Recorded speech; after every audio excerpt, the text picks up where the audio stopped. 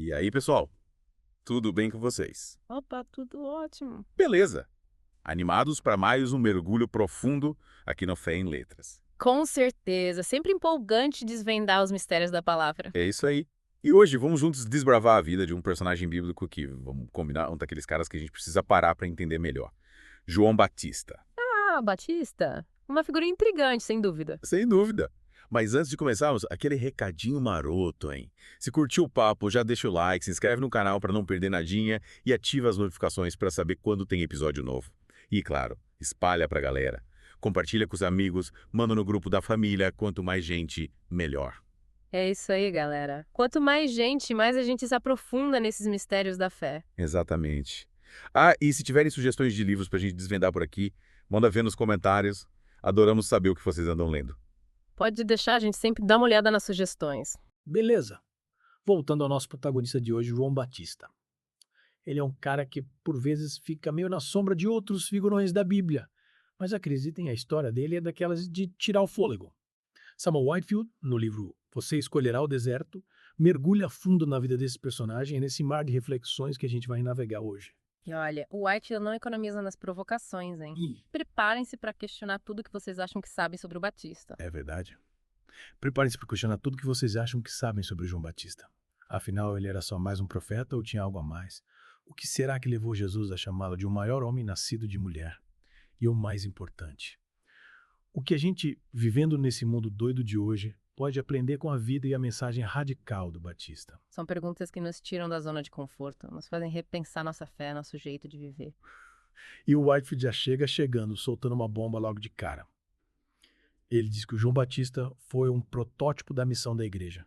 Tipo um modelo a ser seguido, saca? Ele joga essa ideia no ar e nos deixa pensando. Será que a gente, como igreja, está realmente seguindo os passos do Batista? É isso aí. E ele sustenta essa ideia dizendo que a igreja deveria seguir o exemplo do Batista, que era basicamente anunciar as escrituras, mas apontando para Jesus como a figura central. O que você acha dessa comparação? Faz sentido. Faz todo sentido. O que o Whitefield faz é genial. Ele nos leva a questionar o papel da igreja no mundo, a repensar se estamos realmente cumprindo a missão que nos foi dada lá atrás. Será que estamos apenas repetindo rituais vazios, como os sacerdotes criticados por Malaquias, ou estamos realmente vivendo, proclamando o evangelho com a paixão e o fervor que deveriam nos consumir? Cara, essa comparação com o livro de Malaquias é de explodir a cabeça. Lembra como Deus chamava os sacerdotes na chincha por oferecerem sacrifícios poluídos? Tipo, eles estavam mais preocupados em seguir a receita do ritual do que em ter um relacionamento de verdade com Deus. É verdade. Era só aparência sem essência. E aí, bum, surge João Batista. Um cara completamente fora da curva, totalmente dedicado a Deus, vivendo no deserto e pregando arrependimento. Um contraste tanto, né? E sabe o que mais me impressionou? O Whitefield não enxerga o Batista como um simples mensageiro ou profeta, como a gente costuma ouvir por aí. Para ele, João Batista era um sacerdote, tipo um mensageiro daquela profecia de Malaquias 3.1, você lembra? Sim, lembra? Aquela passagem onde Deus fala: Eis que envio o meu mensageiro que preparará o caminho diante de mim. De repente virá o seu templo, o Senhor, a quem vocês buscam, e o mensageiro da aliança, a quem vocês desejam, virá. Diz o Senhor dos Exércitos. É de arrepiar. De arrepiar pouco. E o Whitefield vai fundo, mostrando como a vida do Batista se encaixa perfeitamente nessa profecia. Ele era o cara que prepararia o terreno para a chegada do Messias, um sacerdote que realmente temia a Deus e se entregava de corpo e alma à sua vontade. E que preparação, hein? Uma vida do deserto, longe dos confortos, dos prazeres do mundo. E aí entra a questão do deserto, né? O Whitefield nos leva a pensar no significado profundo desse lugar na vida do João Batista. Não era só um lugar de isolamento, mas um espaço para se conectar com Deus. Um lugar onde as distrações do mundo se apagam e a voz de Deus ecoa com mais força. E você já parou para pensar qual seria o seu deserto hoje em dia? Essa é a grande questão. Em meio a essa loucura do dia a dia, com as redes sociais, o trabalho, a família, será que estamos realmente buscando esse deserto dentro de nós? Aquele lugar físico ou metafórico, onde a gente consegue silenciar o barulho do mundo e ouvir a voz de Deus. O Whitefield nos desafia a encontrar esse refúgio interior, esse espaço de intimidade com Deus, para que a gente possa se esvaziar de tudo aquilo que não importa e se encher da sua presença. E essa busca exige da gente uma postura de desapego, de renúncia, né? É tipo despegar daquilo que a gente acha que precisa, mas que no fundo só atrapalha, né? Isso aí. Lembra daquela analogia que o Whitefield usa? Ele compara a nossa caminhada de fé com a decisão de um cara que escolhe se casar. Ah, sim. Uma analogia interessante. Para viver a plenitude do casamento, o cara precisa abrir mão de certas liberdades da vida de solteiro. Ele precisa desapegar de algumas coisas para se entregar completamente à sua amada. E a gente mesmo precisa abrir mão daquilo que nos afasta de Deus, deixar para trás das distrações e os prazeres passageiros que nos impedem de sentir a verdadeira alegria de conhecê-lo. É o famoso JOMO, Joy of Missing Out, a alegria de ficar de fora. E, cara, essa ideia é libertadora demais. Num mundo que nos bombardeia com a necessidade de estar sempre por dentro de tudo, de ter tudo, de fazer tudo, o Whitefield nos convida a encontrar alegria justamente naquilo que a gente escolhe deixar de lado para se dedicar ao que realmente importa, a nossa relação com Deus. É uma mudança de perspectiva radical, né? Mas que faz todo sentido quando a gente para pra pensar. E, por falar em renúncia, tem um episódio marcante na vida do Batista que a gente precisa analisar, o batismo de Jesus. Ah, sim. Um momento crucial, cheio de significado. Mesmo sendo filho de Deus, Jesus se submeteu ao batismo de João, reconhecendo a autoridade e a importância da mensagem dele. E nesse momento, o Batista demonstra uma humildade que é de cair o queixo. É verdade. Ele reconhece que o seu papel é abrir caminho para Jesus e que a partir daquele momento ele precisa diminuir para que Jesus cresça. Ele se alegra com o sucesso de Jesus, mesmo sabendo que isso significa o fim do seu próprio ministério. E Clevão, Que lição. é como se ele dissesse, olha galera, meu tempo acabou, agora é a vez do cara. E eu fico felizão com isso. É exatamente isso. E esse episódio nos leva a uma reflexão profunda. Será que a gente, como igreja, como indivíduos, estamos dispostos a diminuir para que Jesus possa crescer? A gente consegue se alegrar com o sucesso dos outros, mesmo que isso signifique abrir mão do nosso próprio reconhecimento? Será que a gente está disposto a servir a Deus de forma humilde, sem buscar os holofotes ou os aplausos do mundo? São perguntas que nos tiram da zona de conforto, né? Nos fazem repensar nossas motivações, nossos desejos mais profundos. E o Whitefield não para por aí.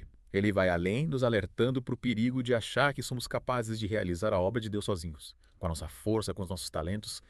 Ele nos lembra que precisamos fazer a nossa parte, obedecer a Deus, nos dedicar à sua obra, mas a transformação real, o impacto de verdade, só acontece quando o Espírito Santo entra em cena.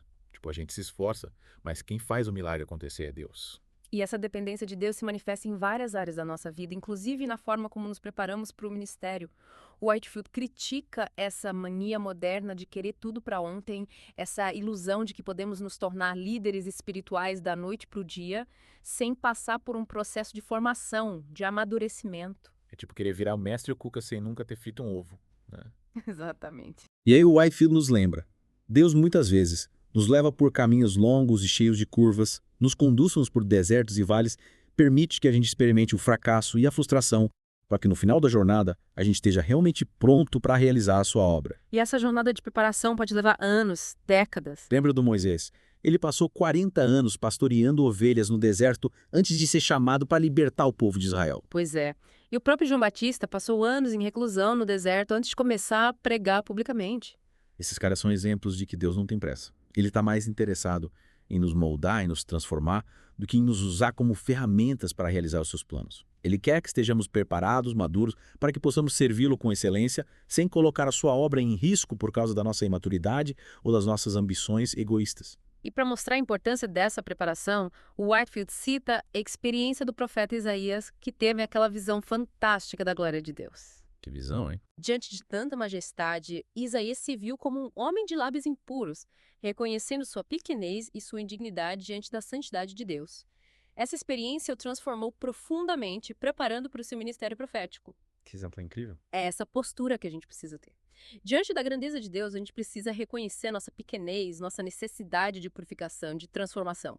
Só assim estaremos prontos para servi-lo de forma autêntica, sem tentar roubar a sua glória ou usar o ministério para benefício próprio. E essa busca por Deus, essa busca pela sua glória, deve ser o nosso objetivo principal, o nosso maior tesouro.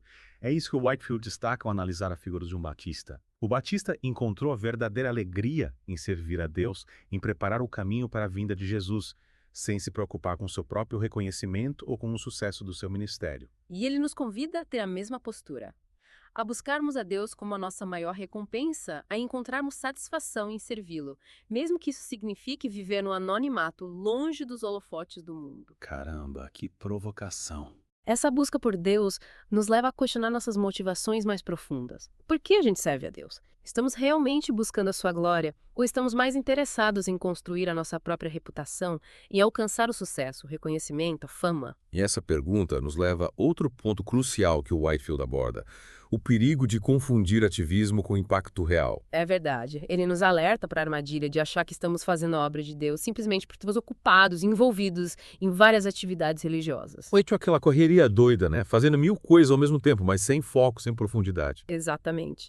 E o Whitefield nos lembra que o impacto de verdade não se mede pela quantidade de coisas que a gente faz, mas pela transformação que Deus opera em nós e através de nós. A gente precisa buscar a Deus em primeiro lugar, cultivar um relacionamento íntimo com Ele, para que nossa vida, o nosso serviço, seja um reflexo genuíno da sua presença. É como se a gente precisasse primeiro recarregar as baterias na fonte para depois ter energia para servir. E para ilustrar a importância dessa dedicação, o Whitefield usa a figura do atleta olímpico.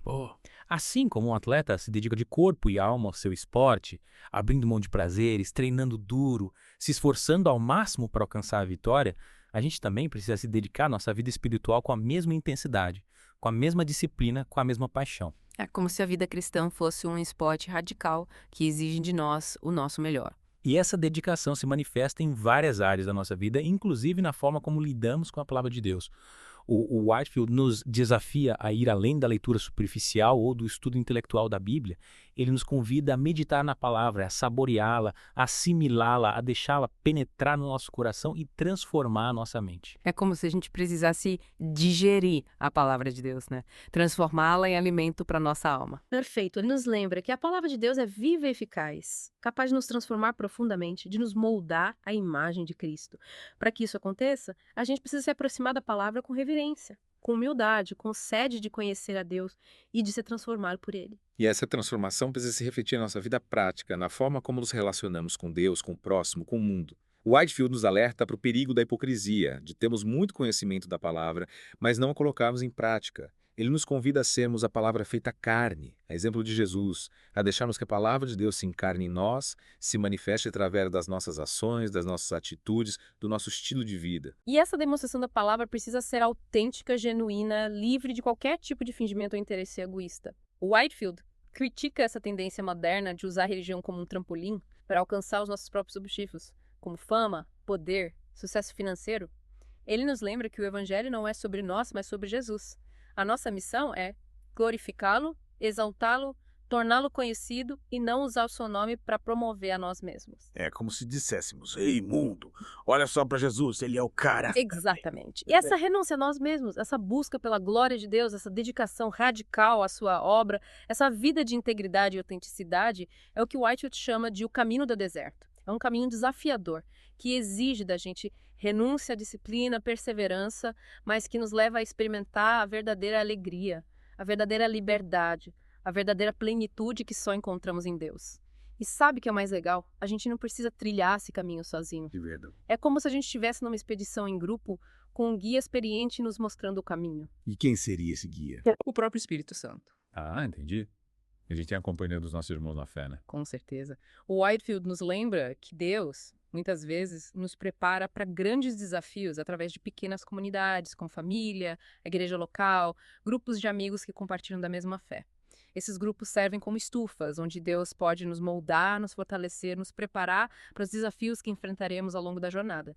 E essa comunidade é essencial não apenas para o nosso crescimento individual, mas para que possamos cumprir a nossa missão como igreja, como corpo de Cristo. E essa missão, como a gente viu lá no início, é anunciar as Escrituras, mas apontando para Jesus como a figura central, ser a palavra feita carne, viver de forma que o mundo veja em nós o reflexo da glória de Deus. É isso aí. E essa missão, essa vida de serviço a Deus é o tema que a gente vai continuar explorando na próxima parte do nosso mergulho. Então fiquem ligados, porque ainda temos muito a desvendar sobre a vida fascinante de João Batista e sobre os desafios que ele nos lança nos dias de hoje. Até a próxima, pessoal. E aí, pessoal, preparados para continuar a nossa expedição pelo deserto de João Batista? Opa, preparados! A mochila tá cheia de disposição para desvendar mais mistérios. Nessa segunda parte do nosso mergulho, vamos explorar um conceito central do livro Você Escolherá o Deserto: a importância de cultivarmos um estilo de vida sacerdotal. Estilo de vida sacerdotal. Rapaz, essa eu preciso entender melhor. O que o Whitefield quer dizer com isso? Parece meio complicado, né? Mas calma, a gente vai desvendar tudo isso juntos. O Whitefield nos lembra que, no Antigo Testamento, o sacerdócio ia muito além dos rituais e sacrifícios realizados no templo. Entendi. Não é só sobre os caras com as vestes especiais e os incensos, né? Isso. Os sacerdotes eram chamados a viver em constante comunhão com Deus, buscando a sua presença, conhecendo a sua vontade e se dedicando a Ele de corpo e alma. 24 horas por dia na presença de Deus. Exatamente. E essa dedicação se refletia em todos os aspectos da vida deles, desde a forma como se vestiam até a comida que comiam, desde o relacionamento com a família até os negócios que faziam. Caramba, era tipo um estilo de vida totalmente voltado para Deus, né? Isso. Tudo na vida de um sacerdote era permeado pela consciência da presença de Deus. Mas e a gente? Tipo, o Whitefield acha que essa ideia do sacerdócio também se aplica aos cristãos de hoje em dia. Com certeza. Ele nos lembra que, em Cristo, todos nós nos tornamos sacerdotes, como diz Pedro na sua primeira carta. Pera aí, deixa eu ver se entendi. A gente, tipo, crentes comuns dia a dia somos sacerdotes. Exatamente. Mas vocês são geração eleita, sacerdócio real, nação santa, povo exclusivo de Deus, para anunciar as grandezas daquele que o chamou das trevas para sua maravilhosa luz. Uau, então a gente é tipo a realeza espiritual, né? Sacerdote do Deus Altíssimo. Mas como isso funciona na prática? É simples, mas ao mesmo tempo bem profundo. A gente é chamado a viver em constante comunhão com Deus, buscando a sua presença, aprendendo a ouvir a sua voz, se dedicando a Ele de corpo e alma, assim como os sacerdotes do Antigo Testamento. Entendi. Então, viver um estilo de vida sacerdotal significa integrar a nossa fé em tudo que a gente faz, certo? Isso não é só ir à igreja, ler a Bíblia, orar. É tipo viver em constante sintonia com Deus, tendo a sua presença como centro da nossa vida, o nosso GPS em todas as decisões. Na mosca. E o Whitefield divide esse estilo de vida sacerdotal em duas dimensões principais. Opa, peraí. 2 dimensões. O ministério a Deus e o ministério para Deus. Qual a diferença entre elas? O ministério a Deus é a nossa conexão direta com Ele, a nossa linha particular com o céu, sabe? É o tempo que a gente dedica à oração, à leitura da Bíblia, à meditação, à adoração. É nesse ministério que a gente cultiva a intimidade com Deus. Aprende a ouvir a sua voz, a entender o seu coração, a se alimentar da sua presença. Agora está fazendo sentido. É como se a gente estivesse se abastecendo, se enchendo da presença de Deus. Para depois poder servir melhor, né? Exatamente. É como um atleta que treina, se alimenta direito para ter um bom desempenho na hora da competição. Faz todo sentido. E aí entra o ministério para Deus. Que é basicamente como a gente usa os dons e talentos que Deus nos deu para abençoar as pessoas ao nosso redor, fazer a diferença no mundo, expandir o reino de Deus. É colocar a mão na massa, sabe? Mas e aí, qual a relação entre os dois? Qual deles é o mais importante? Essa é a grande sacada. O Whitefield é categórico. O ministério a Deus é a base, o alicerce para o ministério para Deus. Ele usa uma frase que é de cair o queixo. Não podemos dar aquilo que não temos. Nossa, verdade. Tipo, se a gente não estiver conectado com a fonte, a gente não tem como transmitir energia. Exatamente. Se não estivermos cultivando nossa comunhão com Deus, nos alimentando da sua presença, sendo transformados por Ele, não teremos nada de substancial para oferecer ao próximo. Nosso serviço será vazio, superficial, sem poder para transformar vidas. Puxa, que reflexão profunda. E como o Whitefield conecta esse estilo de vida sacerdotal com a figura do João Batista? Ele destaca que o Batista, antes de começar a pregar, passou anos no deserto, em profunda comunhão com Deus. Ele se dedicou a conhecer a Deus, a ouvir a sua voz, a se preparar para a missão que lhe foi confiada. Tipo um treinamento intensivo no deserto, né? Longe da civilização, focado apenas em Deus. E foi essa imersão na presença de Deus que deu ao Batista a autoridade, a unção, o poder para pregar arrependimento e preparar o caminho para Jesus.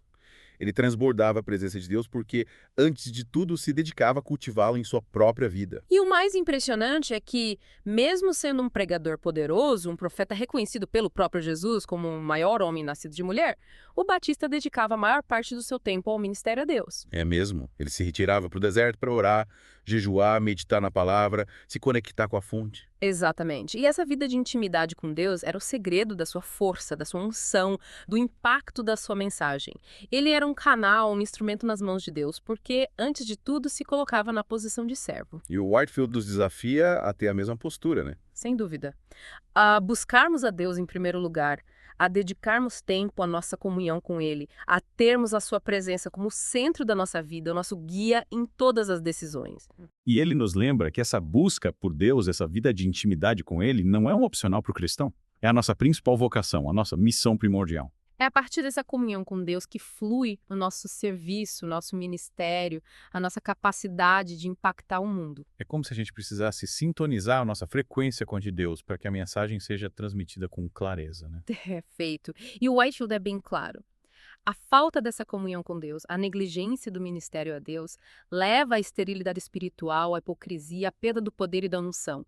Ele usa a figura dos sacerdotes criticados no livro de Malaquias para ilustrar esse ponto. Ah, sim.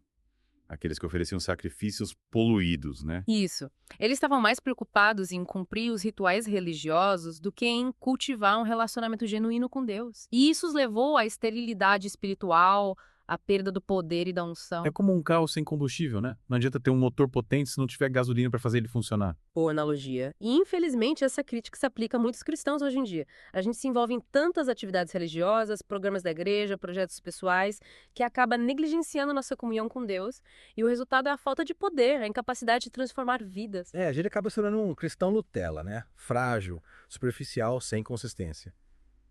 E aí o Whitefield nos convida a trilhar o caminho do deserto, que é basicamente essa busca pela glória de Deus, essa vida de intimidade com Ele, essa dedicação radical à sua obra, essa vida de integridade e autenticidade. É um caminho desafiador que exige da gente renúncia, disciplina, perseverança, mas que nos leva a experimentar a verdadeira alegria, a verdadeira liberdade, a verdadeira plenitude que só encontramos em Deus. E essa jornada no deserto, como a gente já viu, não é um passeio no parque. Verdade. Mas ela nos prepara para algo muito maior, muito mais glorioso, um encontro face a face com Jesus, o noivo da igreja. E é sobre esse encontro, sobre essa expectativa gloriosa que vamos falar na próxima parte do nosso mergulho. E aí, galera? Chegamos à parte final da nossa aventura pelo deserto de João Batista. É isso aí. Última parada da nossa expedição. E essa última parte do nosso mergulho, a gente vai se aventurar para um tema aqui, vamos combinar? É de arrepiar. A expectativa do encontro com o noivo Jesus Cristo. É hora de falar sobre a volta de Jesus. Um tema que nos enche de esperança, mas que também nos desafia, né? Com certeza. E o Whitefield, lá no Você Escolherá o Deserto, nos convida a olhar para João Batista não só como aquele que preparou o caminho, mas também como um prenúncio, um modelo da igreja que aguarda ansiosamente o retorno de Cristo. Uma figura que nos inspira a viver essa espera com intensidade, com propósito. Ele seria tipo um exemplo da postura, da atitude que a igreja deveria ter enquanto espera pelo grande dia, né? Essa é a ideia. E que postura seria essa? Como a gente, como igreja, deveria se preparar para esse encontro épico? O Whitefield usa uma analogia poderosa para ilustrar essa preparação. A da noiva que se arruma para o casamento. A noiva. Isso aí. Tipo, vestir branco, véu e guirnalda. Isso. Assim como a noiva se dedica de corpo e alma aos preparativos para o grande dia, cuidando de cada detalhe com amor e expectativa, a igreja também deve se preparar para o retorno de Cristo com a mesma intensidade, com o mesmo cuidado, com a mesma paixão. Uau, faz todo sentido. Mas que tipo de preparativos seriam esses? O que a igreja precisa fazer para se vestir de noiva, por assim dizer? Boa pergunta. O Whitefield destaca a importância de cultivarmos um coração puro, livre de tudo aquilo que desagrada a Deus. É como se a gente fizesse uma faxina geral na alma, sabe? Abandonar os pecados, as práticas que nos afastam de Deus e buscar a santificação, a transformação interior que só o Espírito Santo pode realizar. Buscar a santificação. E como a gente faz isso? É um processo diário, uma decisão constante de andar nos caminhos de Deus. É um processo diário, um combate constante contra as inclinações da nossa natureza pecaminosa. Mas a gente não está sozinho nessa batalha, a gente tem ajuda, né? Com certeza. O Whitefield nos lembra que temos a ajuda do Espírito Santo, que nos capacita a vencer as tentações, a resistir ao pecado, a trilhar o caminho da santidade. E temos também o apoio da comunidade, dos irmãos na fé, que nos encorajam, nos exortam, nos ajudam a permanecer firmes na caminhada. É verdade. A comunidade, a igreja local, é tipo um exército unido, né? Um batalhão lutando lado a lado contra as forças do mal. Exatamente. É fundamental para o nosso crescimento, para que a gente possa se fortalecer e resistir às armadilhas do inimigo. E no meio dessa batalha toda, a gente não pode esquecer da motivação, né? Por que a gente busca essa santidade? Porque a gente se prepara para o encontro com Cristo. É por meio do juízo. De jeito nenhum, Whitefield é bem claro. Essa preparação, essa busca pela santidade é motivada pelo amor a Cristo. É o amor que nos impulsiona a desejar estar com Ele, a ansiar pelo dia do seu retorno, a nos esforçar para sermos achados irrepreensíveis diante dele. É o amor que nos move, que nos transforma, que nos impulsiona a viver uma vida que vale a pena, né? Uma vida que glorifica a Deus. Com certeza. E falando em amor, o Whitefield destaca que uma das marcas da igreja que espera pelo noivo é alegria. Alegria, no meio dessa batalha toda. Sim. Mas não é aquela alegria superficial, passageira, sabe? É uma alegria profunda que brota da esperança da volta de Cristo, da certeza da nossa salvação, da experiência da graça de Deus em nossas vidas. É uma alegria que nos sustenta nas provações, que nos fortalece nas dificuldades, que nos impulsiona a testemunhar do amor de Deus ao mundo. É aquela alegria que ninguém consegue tirar da gente, né? Que transborda do nosso interior, mesmo quando as coisas lá fora estão difíceis. Exatamente. E essa alegria, essa esperança, essa expectativa pelo retorno de Cristo se manifesta também através do serviço, da dedicação à obra de Deus. Ou seja, a gente não fica parado esperando o noivo chegar, né? De jeito nenhum. A gente se coloca em movimento, trabalhando para a expansão do reino de Deus. É isso aí. O Whitefield nos lembra que a igreja que espera pelo noivo não se acomoda, não se entrega à passividade. Ela anuncia o evangelho, cuida dos necessitados, se engaja em missões, busca fazer a diferença no mundo, espalhando o amor de Cristo por onde passa. E essa postura ativa, esse engajamento na obra de Deus, não é por obrigação, né? Não. É por amor. É pelo amor a Cristo, pelo desejo de vê-lo retornar. Perfeitamente. É o amor que nos impulsiona a servir, a nos doar, a nos sacrificar pelo reino de Deus. E o Whitefield nos mostra como João Batista, ao preparar o caminho para Jesus, exemplificou essa postura de serviço abnegado, de dedicação total à obra de Deus, motivada pelo amor a Cristo. É verdade. O Batista era um cara que não estava preocupado com a fama, com o sucesso pessoal. Ele só queria que Jesus fosse exaltado, que o reino de Deus se expandisse. Exatamente. Ele se alegrava em ver Jesus crescer, em ver o reino de Deus se expandir, mesmo que isso significasse o fim do seu próprio ministério. Que exemplo, hein? E é esse o desafio que o Whitefield nos lança. Servir a Deus com alegria, com humildade, com amor, sem buscar o nosso próprio interesse, mas o interesse de Cristo. É o que ele chama de o caminho do deserto. Um caminho que nos leva para mais perto de Deus, que nos molda a imagem de Cristo, que nos prepara para o grande encontro com o noivo. É um caminho que nos convida a viver de forma radical, autêntica, desafiando os valores do mundo e buscando a glória de Deus em tudo o que fazemos. E ao final dessa jornada, ao nos encontrarmos face a face com Cristo, ouviremos as palavras que todo servo fiel anseia ouvir. Muito bem, servo bom e fiel. Você foi fiel no pouco, eu o porei sobre o muito. Venha e participe da alegria do seu Senhor. Que momento glorioso. Uma recompensa que faz valer a pena todo o esforço, toda a dedicação. Cara, que promessa. E que privilégio trilhar esse caminho, essa jornada de fé, em direção ao encontro com o noivo. Que a vida de João Batista nos inspire a viver com a mesma intensidade, com a mesma paixão, com a mesma dedicação a Deus. E que o livro Você Escolherá o Deserto nos ajude a entender melhor o significado desse caminho e a nos prepararmos para o grande dia do retorno de Cristo. E aí, galera, gostaram do nosso mergulho? Esperamos que vocês tenham se inspirado na vida radical de João Batista e que estejam prontos para trilhar o caminho do deserto com mais coragem e determinação. E não se esqueçam, o livro do Samuel Whitefield, Você Escolherá o Deserto, está disponível para compra. Vale a pena conferir. Continuem acompanhando Fé em Letras para mais mergulhos profundos em obras que nos desafiam a viver uma fé autêntica e transformadora. Até a próxima!